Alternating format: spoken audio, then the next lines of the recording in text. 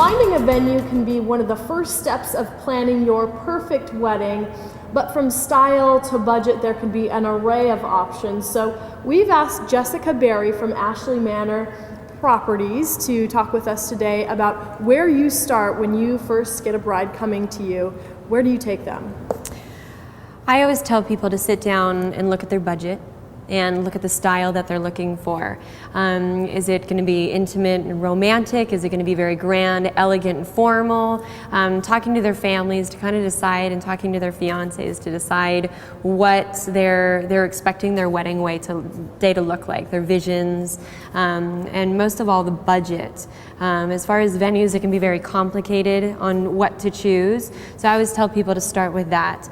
Once you've narrowed down your budget, that can eliminate a lot of options. There's so many options out there that once you eliminate several of them, then you can kind of narrow it down to your style. So now you have it down to where if you want that romantic, intimate setting, now you have your budget and your romantic, intimate venues there. So then you start by touring those properties. So when you find your venue, do they usually offer certain packages that come with, tables and chairs and catering? How does that work? Most venues will have your all-inclusive package and your basic rental of the facility. Usually your basic rental in the facility will include the tables, the chairs, in the venue, pretty much.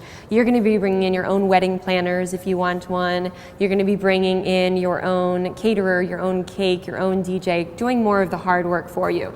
Most venues do offer, though, a package to where you can use their caterers, their DJs, their cake people, so you can do all of that. Usually at a hotel, though, you'll find that you have to use their caterers, you have to use their cake, and then the rest of it you bring in on your own. But most venues offer a wedding planner of some sort to help the bride with the wedding day also.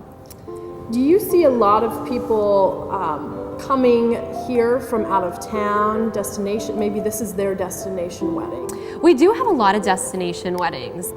Is it harder for venues to plan when their bride and groom are out of state or out of town, or?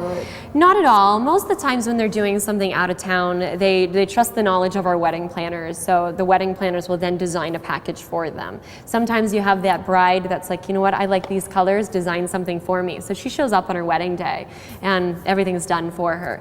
Other brides, of course, want to be a little bit more involved, so how that works is we do a lot of it over the phone, and then they usually plan a trip, 1 or 2 trips between the time of them booking and then the time of them actually being out here. So where they'll come out and we walk them through everything. We show them the linens that they chose. They can go meet with the cake lady. We have the chef that they'll go meet with for the tastings. So we'll meet with them and do all of that stuff. So they still get to design their own wedding. Most of the times they do an all-inclusive though, because they find they don't have to do all the homework and meet with a lot of different vendors then. What should a bride expect the day of her wedding? Should she expect to show up and have everything set up, or does she need to do some prepping herself?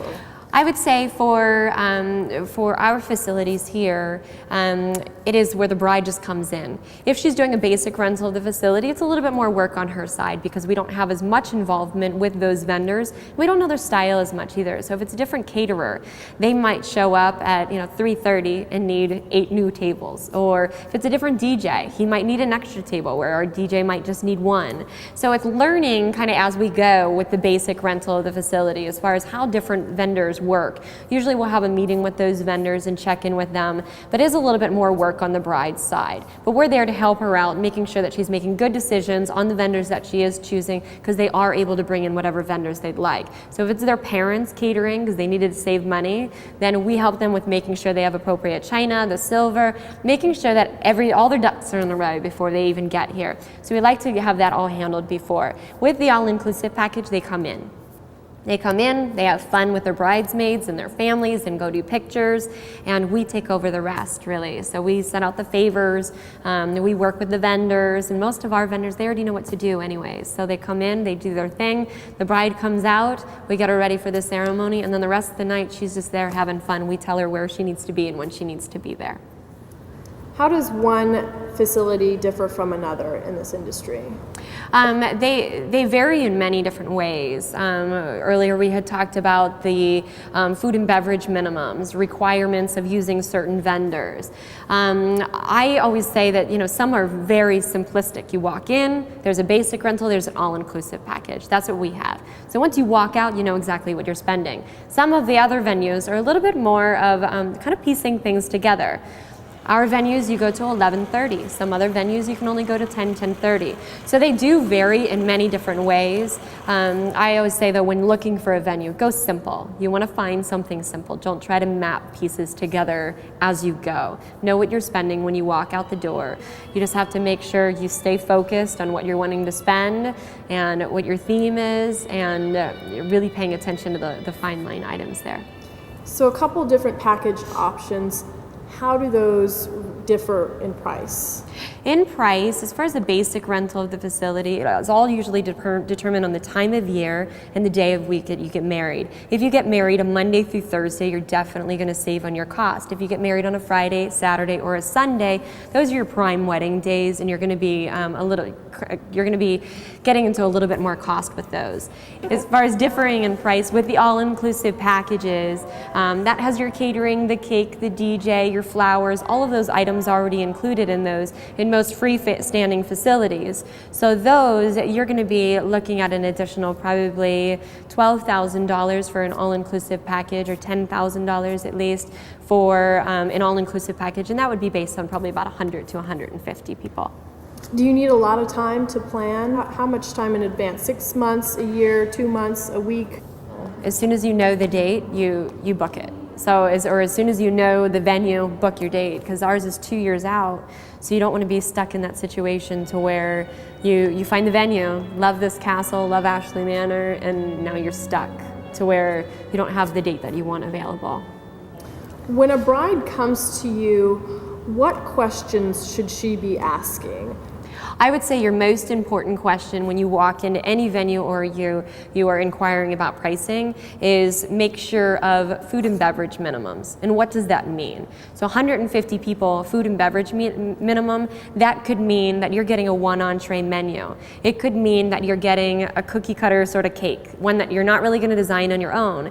You want to be careful of the food and beverage minimums because you want to walk into a wedding venue and know exactly what you're spending when you walk out. So if they're going to require you to use their vendors, then you want to make sure those vendors on their vendors list, you want to make sure that they have something in your budget. So if you love a venue and you're booking a venue and they have a caterer that is going to be, you have 3 caterers to choose from on their vendors list, but all those caterers don't drop below $25 per person for a menu, you're now stuck at a venue. You can't get your money back, and you're in a situation to where you can't afford their vendors that they're requiring you to use.